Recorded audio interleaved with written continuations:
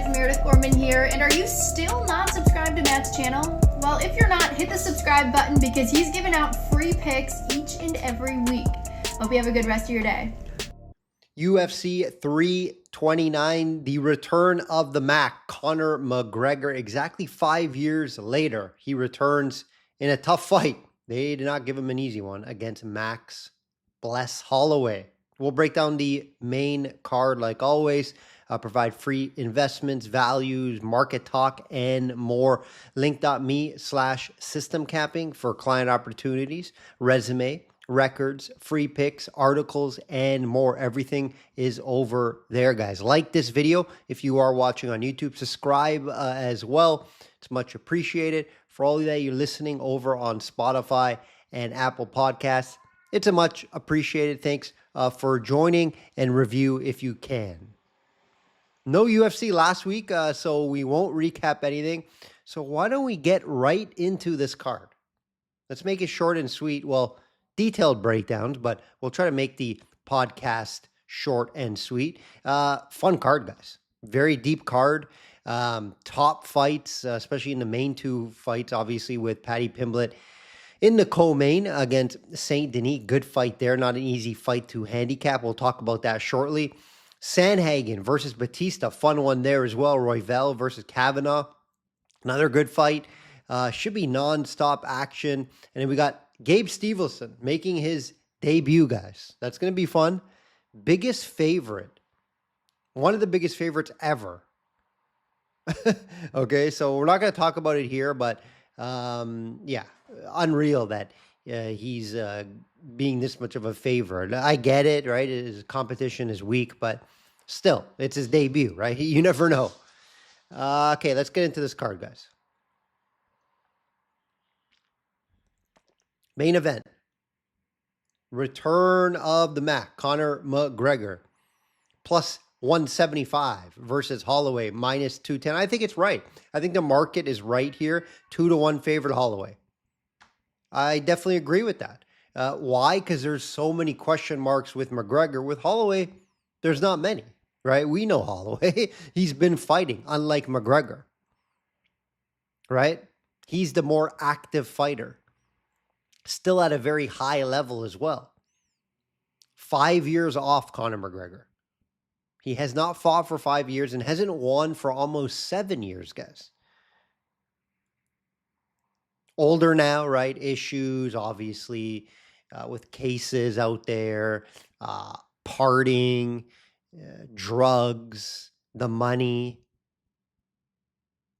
Everything's against him in this fight, guys. Let's be honest. But he has that power. He has the boxing to possibly catch Max Holloway. The problem is it's very difficult to catch Max Holloway. Ilia Topuria did it recently, but prior to that, you just don't finish him.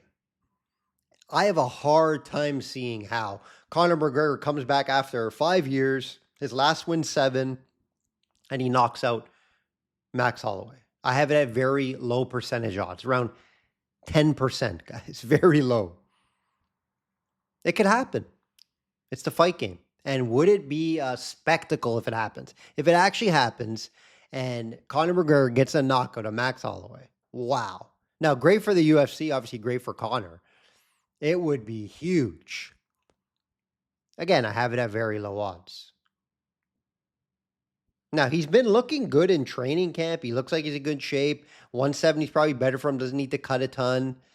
He's going to most likely be the bigger guy in there against Max Holloway. There are a few things going for him here, right? I can't really sit here and say he's not taking this fight serious. He's doing drugs and he's partying. He's not. He has been training a lot for this fight, dropping guys and sparring. They show some of those videos.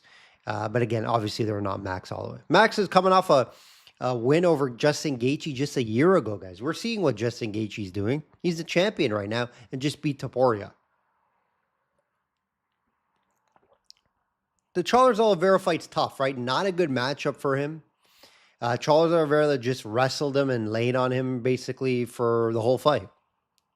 Conor McGregor does not have that capacity to do it, right? He's not a wrestler. You never see him take down his opponents. And even if he does get a takedown or two, because You can't take down Max Holloway. I don't see Max Holloway staying there, and we just haven't seen it from Conor McGregor in his game. He's not all of a sudden going to be some wrestler and some good BJJ artist. It's not going to happen, guys. I know there are some articles out there saying, or there's some rumblings out there that, maybe he'll start to wrestle and take down Max because he saw the Charles Oliveira plan, right? He's not Charles Oliveira. So let's get that out of our minds. That is not happening. Very low odds. Now, could Conor get a takedown? Sure. But if he does, I don't expect him to do anything with it. I think Max could just get up right away. So again, guys, hard to see this fight play out any other way but Max winning. Again, Conor can't win this fight if it's not by TKO or KO. If this goes 5 rounds, how is Conor McGregor going to look in the 4th and 5th round? A 5-year layoff, guys. Come on. Right? There's no way he could win a decision here. I would be shocked. Because we know Max Holloway, his volume, very high volume. He's going to land a lot of shots. He's going to have to avoid the big shot from Conor and he wins this fight. And again, Conor landing that big shot, possible, just very low odds, guys. Right now, if we look at Max Holloway, how is he going to win this fight? Now, again, how will Conor look in round 3, 4, 5? I don't know. Nobody knows. We can't tell you that. So, due to my assumption of him fading late in this fight, I would have to take Max Holloway by a finish. A TKO, some KO finish. The decision obviously is live there, of course. Holloway could win by decision, and that means Conor McGregor's cardio and his durability lasted, and he improved it, which would be good signs for him. But it also probably means he took a beating. Right? Again, it is an unpredictable fight because we can't be sure how Conor McGregor is going to come back and look. So I can't go heavy on either side here. The play is Max Holloway. He will be on the betting card this week. I'm not going to get too overconfident, though. But again, I have him winning this fight. Again, Conor could only win by finish, in my opinion. Very low odds Conor wins this fight by decision. It's just very low odds. He's not going to throw enough volume, and he's not going to be able to outstrike and outfight Max late in the fight. It's very hard for me to see that. So Max is the play here. He gets his revenge. Remember, this is a rematch, guys. Conor has the win. So this is a rematch. So revenge spot here for Max. He gets the win. That's the only way I can look here. And again, I'm going to lean a finish here because I do believe it could come late in the fight. But, wouldn't be surprised, of course, if it's a decision. But Max should get the job done here. Fun one. He's finally back. Can't wait to see the numbers on this fight. Co-main. Paddy is back. You could say fairly quickly. He got that beating from Gaethje, and it's hard to bounce back at times. Plus 120. Saint Denis is the favorite here, guys, at minus 140. So of course, right off the bat, value on Paddy Pimblett as an underdog. I'm just worried that Saint Denis could just win this fight by out wrestling him. And we'll go over that here in a second. You got to understand, a lot of times when fighters, I've seen it time and time again, watching the UFC, breaking down the UFC, and betting on the UFC over the years. When guys get a bad beating, like Paddy Pimblett did against Justin Gaethje, sometimes they don't come back 100%, or they never come back the same ever again. It's going to be something to watch. Now, Paddy Pimblett, very tough guy, very durable. He showed that in the Gaethje fight. Very impressive. So I don't think it's going to really affect him. I think he's going to bounce back and be fine here, but it's just a tough matchup, right? The question is here, is Saint Denis going to go to the game plan that should win him the fight? Wrestle, chain wrestle, get this fight down to the ground. He averages over 4 takedowns per fight, guys. Paddy Pimblett can be taken down. 42% defense, guys. 42% takedown defense. Saint Denis has a clear path. But Paddy Pimblett's striking has improved a lot. If he can keep it on the feet, he can maybe hurt Saint Denis. We've seen Saint Denis hurt on the feet before. Paddy Pimblett also very dangerous with his submission game. Saint Denis is going to have to watch that on the ground. Now, Saint Denis never been finished, and he is very high-level BJJ. So, me talking about it, I am leaning Saint Denis. This is not going to get a client bet from me. I'm not going to be betting this fight because I want to see how Paddy Pimblett bounces back. I want to see how he's going to look after that Justin Gaethje loss where he got beat up badly for 5 rounds, but he was in the fight at times. He did land some big shots. Like I said, guys, his striking has improved a lot. It's just, I have a hard time seeing him keeping this fight standing with this 42% takedown defense. Saint Denis should be able to take him down, beat him up on the ground, some TKO style ground and pound. That's the way I can see this one playing out. Again, tough to call an outcome here as well because we know how durable Paddy is. So could Saint Denis get him out of there? Could Paddy catch him in a submission? There's a lot of question marks on the outcome. So again, me personally, from an investment standpoint, I'm staying far away from this fight, leaning Saint Denis, but value on Pimblett. I get it if you're going to take a shot on Pimblett at this price. Shop around, you probably even get something better than plus 120. Now, money's going to start coming in on Pimblett, especially closer to the fight, just due to his popularity. So I suggest if you like him, bet him early. Fun one, though. Good fight. Sandhagen, minus 135 versus Batista, plus 115. Fairly confident here on the Sandhagen side. Myself and the system loves it. Corey struggled, when he fights top of the food chain guys, right? When he's fighting guys that want to chain wrestle, like a Merab, a Nurmagomedov, that's where he has struggles, in my opinion. Even a guy like Sterling, obviously, back in the day. But when he fights guys more in the mid-tier, like a Batista, he usually does find ways to win fights, right? Sandhagen's going to be the better striker here, more creative, should be able to land the bigger shots here in the fight. Batista, on the other hand, can wrestle. He does have a submission game as well. But guys, just a reminder, these two fought in 2019. Now, I don't hold it for too much. I do factor in slightly. And Corey Sandhagen submitted Batista in that fight. Now, Batista improved a ton, but you can argue as well Corey has as well, right? So again, guys, Corey struggles really against guys that wrestle a ton. I don't see Batista trying to chain wrestle him. Again, he can wrestle a little bit, but Sandhagen can as well. Sandhagen struggles against top-level chain wrestlers or top-level wrestlers. Batista, I don't have in that category. So I do like Sandhagen here. The price is very kind. I like the price as well. I'm going to lean the over 2.5 rounds for you guys. I don't see a finish on the feet. I think if this ends, it could be like a submission, like the first fight. And it could be a submission on either side. But I believe Corey finds a way here to get this win. Now, Corey Sandhagen's over his career, right? He's improved his takedown defense a lot. But over his career, 56%. So I do believe Batista's game plan will be focused on, let's try to mix it up and get this fight down to the ground. Let's not try to just kind of strike with Sandhagen because we know he's a very good striker, very creative on the feet. So Batista will try to wrestle. The key is Sandhagen's takedown defense and also his offensive wrestling as well. Defensive wrestling as well. So I like Corey here. I think it's a very reasonable price. I think this is he already beat him. That's also something that I play in factor, even though it was in 2019. It still factors in for me. I think he's healthy. No issues are there. I like the over 2.5 rounds. Lean the decision, but yeah, a finish is live. But again, it's 3 rounds, guys. Both guys have been fairly durable in their careers.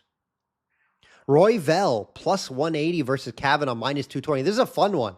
And there are some question marks here, and I think that's why that Royval plus 180, I can say there's value on that price, right? Kavanaugh, big surprise going into Mexico on short notice and beating Moreno. Now, the one surprise was Moreno is done. That I really wasn't surprised because going into that fight, I thought this is the fight that will determine if he's done or not. And it proved that he is done. So Kavanaugh was able to win that fight, get the finish in altitude on short notice. Very impressive win for Kavanagh. Now, Royval, been there, done that, better resume. He's fought the better guys, has the better wins, of course, on his resume. His last two fights are losses against Cap and Van, top of the two. These two are about to fight for the title.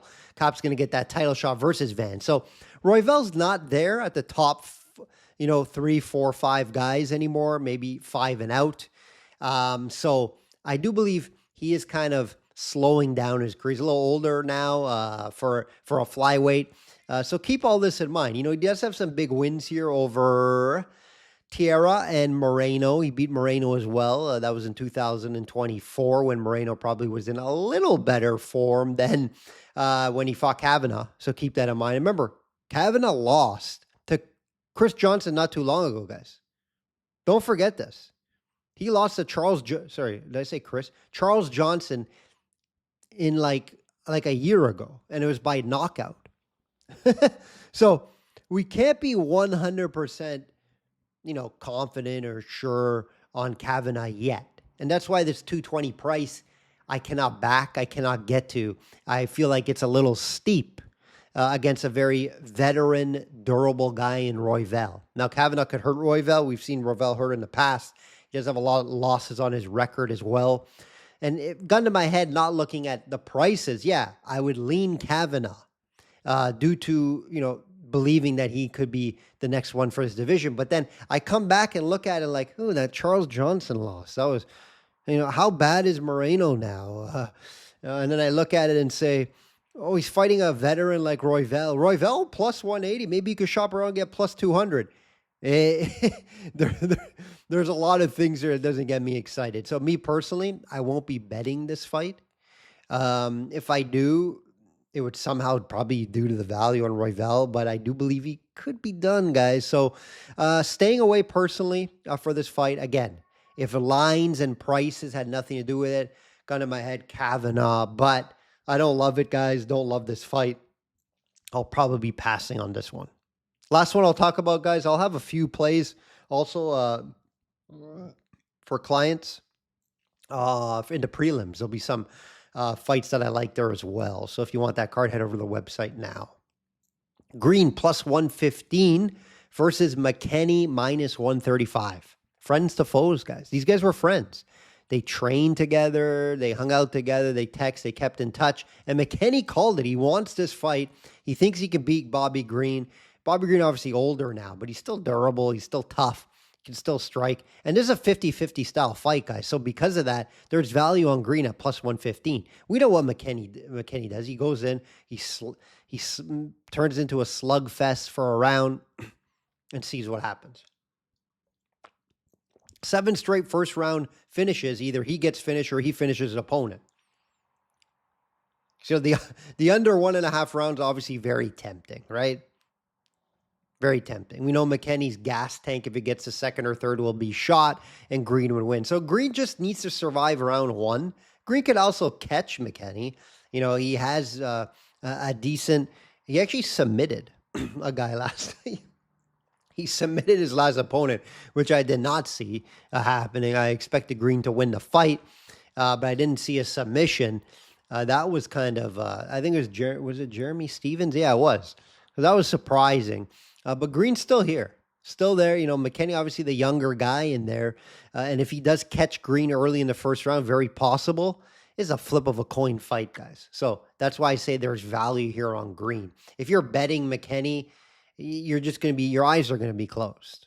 You're basically just flipping a coin and you're paying minus 135. So not a good price there if you're flipping coins, guys. So I don't bet fights where you flip coins. If I had to bet this fight anything, I would probably play the under 1.5. Right? It's so rare that McKinney's fights go past 1.5 rounds. I just mentioned it's 7 straight fights. So that would be the play for me. Side, you're flipping a coin. I value on Green plus 115. I won't be betting it personally, though. That will do it, guys. That will do it. It's a fun card. Very fun. Very deep. Because I think there's a lot of good fights on the prelims as well. Like I said, I'll have a couple out there. I may have a free play on my website on a write-up as well. I do free plays over there. Make sure you're following the website every week. Check over updates there as well. Like I always say, guys, bet smart and know your limits. Enjoy this card.